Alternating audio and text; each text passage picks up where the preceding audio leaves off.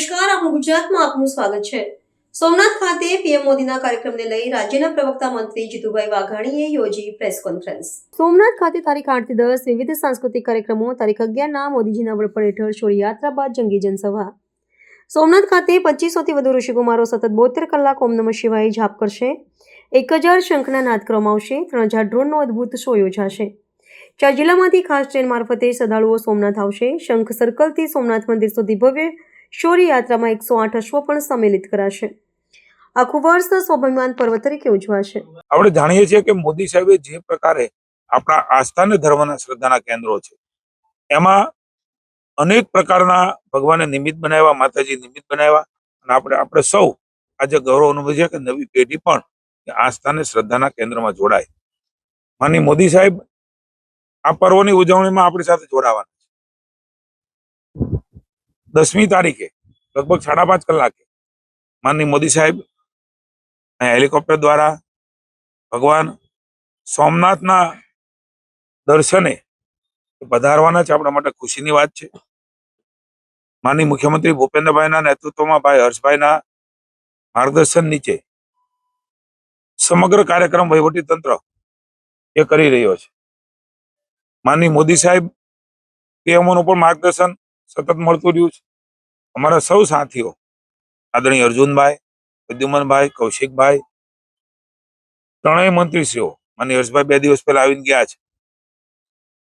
સરકારે એપોઇન્ટ કર્યા છે આ તમામ વ્યવસ્થાઓ માટે.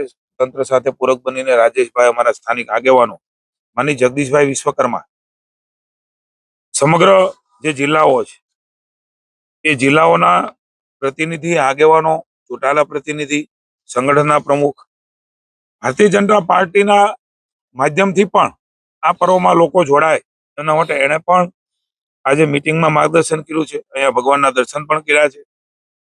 સર્કિટ હાઉસ ખાતે સોમનાથ મહાદેવના ટ્રસ્ટની પણ મિટિંગ માનનીય મોદી સાહેબ ના વડપણનું આપણું આ ટ્રસ્ટ એમનું પણ મિટિંગ થવાની છે.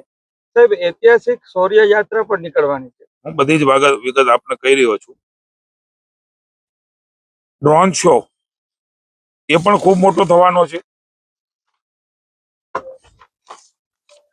1000 વર્ષ પછી આ પ્રકારની ઉજવણી આપણા અનુશાસન, વિશ્વાસ અને ધર્મની અનંત શક્તિના પ્રતીક સમા સોમનાથ મહાદેવ એ આજે પણ અડગ ઊભું છે. એની ઉજવણી કરવાનો, યુવાનોને સાંસ્કૃતિક ઓળખ કરવાનો આ પર્વ એ સમગ્ર વર્ષ ચાલવાનું છે. દેશના તમામ મંદિરો, શિવ મંદિરોમાં મેં કહ્યું એમ 72 કલાકની અખંડ ઓમકાર નો જાપ થાય. અહીંયા લગભગ મને જણાવતા આનંદ થાય છે 12 જ્યોતિર્લિંગમાં પ્રથમ જ્યોતિર્લિંગ છે ત્યારે 1000 વર્ષ એમને થાય છે અને સાથોસાથ આપણે સૌ જાણીએ છીએ એ પ્રમાણે માનનીય સરદાર વલ્લભભાઈ પટેલ 6/1/26 એ ચડાઈ કરીને 1000 વર્ષ, 11/5/1951 જીર્ણોદ્ધારના 75 વર્ષ. એ સમન્વય પણ સુબક સમન્વય છે. જવાહરલાલ નહેરુએ આ જીર્ણોદ્ધાર માટે સરકાર મદદ ન કરે અને કોઈ ન જાય એવી વાત કરી, પણ આપણા સરદાર વલ્લભભાઈ પટેલે જીર્ણોદ્ધારનો સંકલ્પ કર્યો. જોડી ફેલાવીને એક પ્રકારે ભીખ માગીને આપણા સોમનાથ દાદાનો જીર્ણોદ્ધાર કરાવ્યો. આજે મોદી સાહેબના નેતૃત્વની અંદર એનો વિકાસ થઈ રહ્યો છે. ત્યારે આ સોમનાથની ગાથા આક્રમણ અને વિનાશ દ્વારા નહીં પણ અડગ ધાર્મિક શ્રદ્ધા અને સંસ્કૃતિને ઉજાગર કરે છે.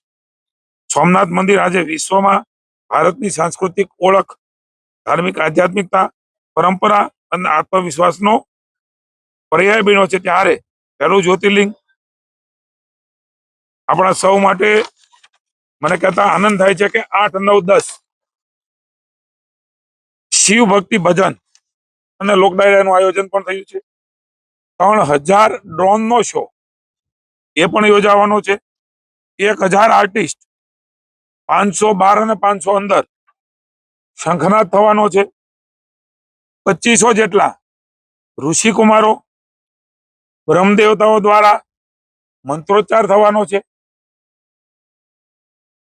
અંદર પંડાલમાં એટલે કે મંદિરની અંદર અને બહાર 4 ટ્રેનો મંદિરની અંદર એ આપણા સૌ ઋષિકુમારો રહેશે, એ મંત્રનો જાપ ઓમકારનો કરાવશે. 12 જે આપણા દર્શનાર્થીઓ છે, 4 ટ્રેનો રોજ આવવાની છે, 8, 9 અને 10. રાજકોટથી એક ટ્રેન, અમદાવાદથી એક ટ્રેન, સુરતથી એક ટ્રેન અને વડોદરાથી એક ટ્રેન. હું વિનંતી કરું છું રાજ્યના સૌ લોકોને, આપણે પણ આ ટ્રેનમાં જોડાઈએ, સ્વયં આપણા વાહનો લઈને આવીએ, કારણ કે આવો પર્વ એ આપણા ભાગશાળી છે કે આપણા સમયની અંદર કે આપણે સમાજની અંદર જીવિત છે એવા વખતે ઉજવાય રહ્યો છે. અદ્ભુત પ્રકારના વ્યવસ્થાઓ બની છે અને એમાં આપ સૌને સાધુ સંતો પણ જોડાવાના છે. આ ઉત્સવ 3 દિવસ રહેવાનો છે. શૌર્ય યાત્રા 108 જેટલા ઘોડાઓ, આ શૌર્ય યાત્રામાં ઘોડાઓ એ શૌર્યનું પ્રતીક છે. એ પણ માનનીય મોદી સાહેબના આ રોડ શોમાં આગળ રહેવાના છે. મંદિરની બહાર સરદાર સાહેબની પ્રતિમાને પણ શ્રદ્ધાંજલિ થવાની છે. જે લોકો ટ્રેન દ્વારા આવી રહ્યા છે એમને ફ્રેશ થવાની તમામ વ્યવસ્થાઓ અને એ તમામ લોકોએ આપણા મંત્રોચ્ચારમાં ઓમકાર જાપમાં જોડાવાના છે. અદ્ભુત દ્રશ્ય એ મંદિરની બહાર પણ રહેવાનું છે. તમામ લોકો આમાં જોડાઈ શકે છે, કોઈ નિશ્ચિત લોકો જ આવે એવો આ કાર્યક્રમ નથી. મોદી સાહેબ એ સવારે આ રોડ શો નથી, મેં કહ્યું એમ આ શૌર્ય યાત્રા છે. અનેક લોકો એને આવકારવા માટે થનગની રહ્યા છે. ખૂબ મોટી ભીડ એ એકઠી માનનીય મોદી સાહેબને જોવા માટે, એક ઐતિહાસિક ઘડી એના સાક્ષી બનવા માટે આવવાના છે. કુલ 20 જેટલા સાંસ્કૃતિક કાર્યક્રમના સ્ટેજો થવાના છે. 32 બ્લોક અમે ક્લસ્ટર બનાવ્યા છે 150 મીટરના, જેના કારણે લોકો આવતા હોય એમને મુશ્કેલી ન પડે અને વ્યવસ્થા સરસ મજાની બને. અમીરજી સર્કલ ખાતે આ શૌર્ય યાત્રા એ સમાપ્ત થશે અને શંખ સર્કલ છે ત્યાંથી શરૂ થવાની છે. આ તમામ યાત્રા અદ્ભુત રહેવાની છે. સાધુ સંતો પણ એક જે પ્રકારે આપણી ભવનાથમાં રવેડી થાય છે એ પ્રકારની રવેડી પણ સંતો પણ ખૂબ આનંદમાં અને ઉત્સાહમાં, કારણ કે એમનું મૂળ કામ કે મોદી સાહેબ સમગ્ર ભારત વર્ષમાં આગળ લઈ રહ્યા છે ત્યારે એ પણ થવાનું છે. અભિવાદન ઝીલવા માટે હજારોની સંખ્યામાં એ લોકો જોડાવાના છે.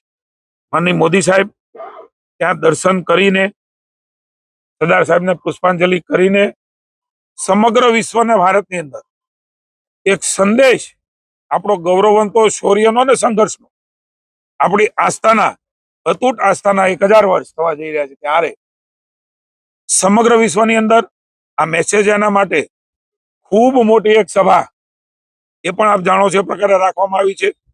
સૌરાષ્ટ્રના ખૂબ બધા જિલ્લાઓમાંથી એ સભામાં લોકો આવવાના છે. ભારતીય જનતા પાર્ટીનું યુનિટ પણ સરકાર સાથે જોડાઈને આ આસ્થા અને શ્રદ્ધાનું પર્વ 72 કલાકના અખંડ ઓમકાર ના જાપ સોમનાથ સાહેબના પર્વની અંદર જોડાવાના છે. મારે આપ સૌને વિનંતી છે, આ શક્તિનું પ્રતીક છે. મહાદેવ અહીંયા બી રાજે છે ત્યારે સમગ્ર ગુજરાતના લોકો, સમગ્ર ભારત વર્ષના લોકો જે પ્રકારે સરકારે વ્યવસ્થા માની ભૂપેન્દ્રભાઈના નેતૃત્વની અંદર હર્ષભાઈના સહયોગથી કરી છે, અદ્ભુત નજારાઓ, અદ્ભુત આધ્યાત્મિકતાનો ભાવ એ પર્વ સાથે આ ઉજવણી એ કરવા જઈ રહ્યા છે. तो व्हाट्सएप, ट्विटर, फेसबुक, इंस्टा जहाँ भी आपका अकाउंट है, इसे शेयर बटन के द्वारा वहाँ पर शेयर करें